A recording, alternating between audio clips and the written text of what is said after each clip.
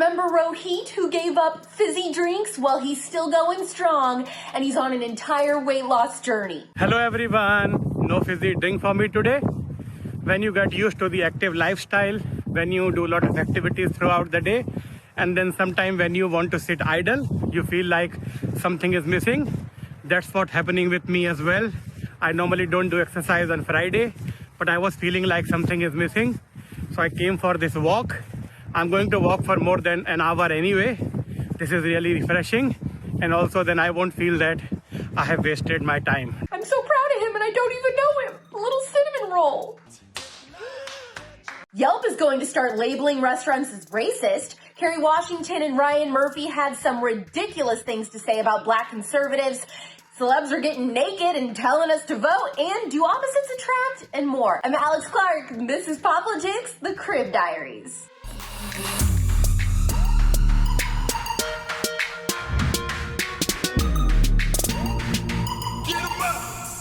Yelp announced that they're focusing their business efforts less on the food industry and more on turning us into China, apparently. They said there is a clear need to warn consumers about businesses associated with egregious, racially charged actions to help people make more informed spending decisions. And so, now, when a business gains attention for reports of racist conduct, Yelp will place a new business accused of racist behavior alert on their Yelp page.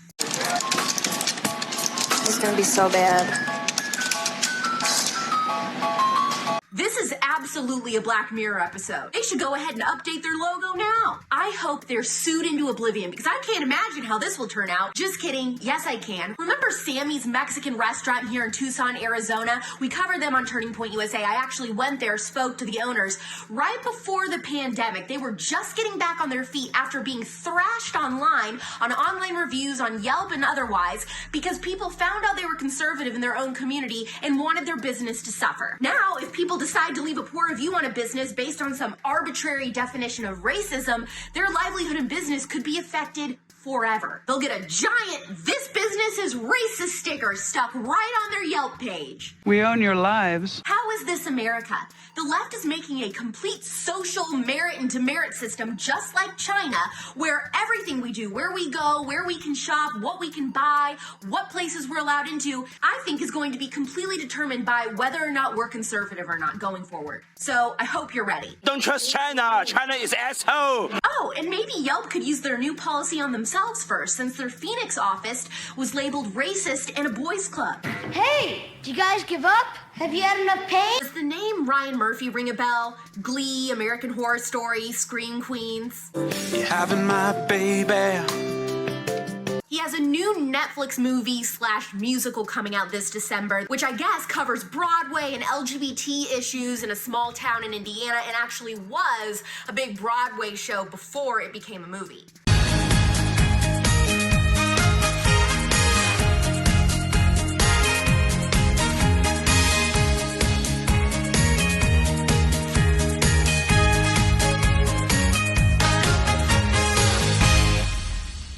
Kerry Washington plays this conservative PTA mom who wants to cancel the prom instead of letting her gay daughter bring a date to it. And when the Hollywood Reporter asked Kerry Washington about this Black conservative character that she's playing, she brought up conservative Attorney General from Kentucky, Daniel Cameron, and said that too many Black people are duped into voting conservative.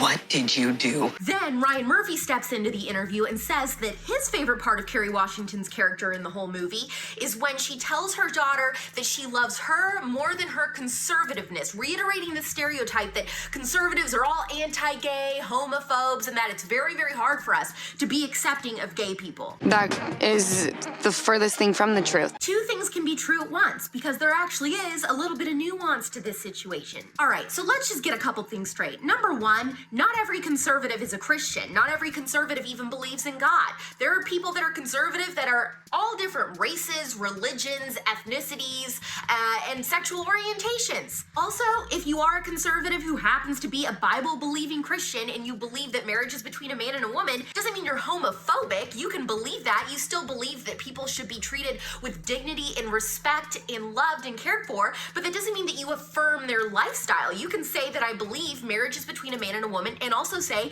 and I still love you and I'm still going to be friendly to you and treat you the way that I think everyone should be treated. I also love how Ryan Murphy is really focusing on this Christians are all anti-gay stereotype when, you know, there's like a million religions that do not condone same-sex marriage, including Muslims. In fact, in Muslim countries, they're throwing gays off a building. But yes, let's talk about Christians. I think Christian Walker, another gay conservative who also is black that I happen to adore, said it best. Leftists and liberals, get out of the ghetto and get into God. Looks like I was right, and most people that tuned in to Ellen's big show after her giant hiatus this summer were really just tuning in to see if she would address her scandal, and then they never tuned back in. And she's never coming back. Her ratings are down 38% compared to this time last year, and I told you guys, her brand is completely not credible anymore. Nobody trusts her. Not only that, but here's my conspiracy theory. I think the elites in Hollywood are punishing her and using her as an example to all the other celebrities that if you embrace any type of conservative, you will be blacklisted and you'll never work in this town again. The George W. Bush thing? I'm just saying. Seems a little crazy. I don't know which perverted Hollywood director we can blame for this, but I'm sure we could throw a stone off Hollywood Boulevard and we'd catch somebody. I'm naked. I'm completely butt-ass naked. I'm naked. I'm like naked. What is it about your cheese nip catching a cool breeze that's supposed to make voting directions easier to understand? If I can't understand basic voting directions with your clothes on, isn't taking them off gonna make things even harder? No pun intended? I see what you did there. Here's a tip. Try using celebrities that people would actually want to see naked. Amy Schumer? I'd rather donate my eyes to science. Chelsea Handler?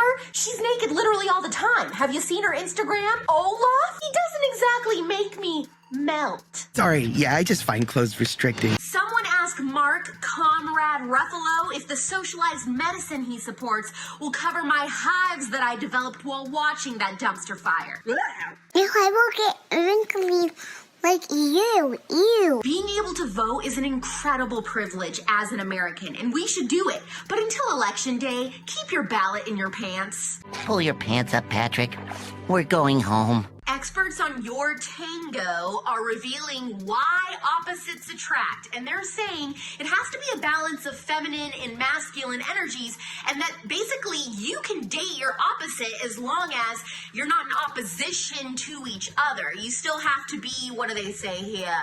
They have to be energies that are responsive to each other. Now, I'm not big on the word energy. Sounds a little new age. But I kind of like this, and I see what they're saying. Basically, like, I think dating your opposite, you can date your opposite. I don't even know. I don't know what they're saying. All I know is I was caught up for a very long time that I could not date my opposite. It had to be somebody that was the exact same as me, same interests, everything. But what I'm learning now is you can date your total, complete polar opposite as long as you have like a mutual respect for each other and like for each other and enjoy being around each other, I think, and like can find little things to compromise on that you can do to each other. Not do to each other, do together. Ah! You know what's gonna be the suckiest part about going back to work for me? I don't have time to watch TV. I've kind of liked this what I've been watching segment that we've been doing. I feel like you guys ask that a lot, like, what do you think about this show? What do you think about this show? And I never have time to watch TV. So I've been able to do that since I don't have to worry about like getting up, getting ready, and driving to work in the morning. I can kind of take my time, stay up a little bit later, watch a show, wake up, yeah. So anyway, that will be sad. But we'll enjoy it while we can. The latest thing that I've started watching is The Vow on HBO, which several of you recommended because you know that I'm very into this NXIVM cult.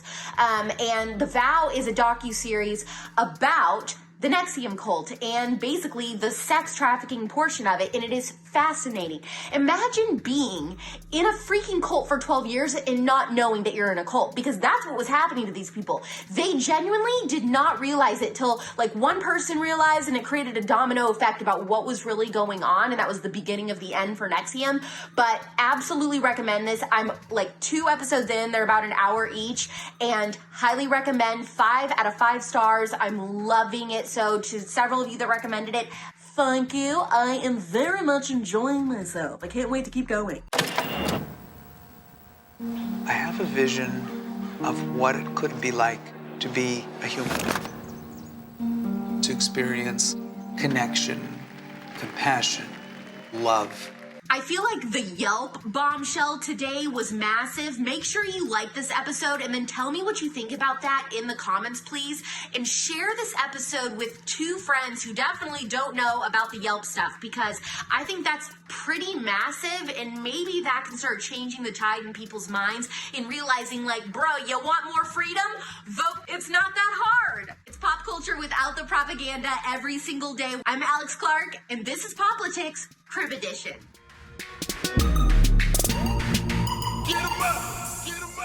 Click below to watch yesterday's episode. Please subscribe, thumbs up, share this video, and ring the bell for notifications so you never miss the conservative. And make sure you're following this show at POPlitics on Instagram for even more CUTEservative content.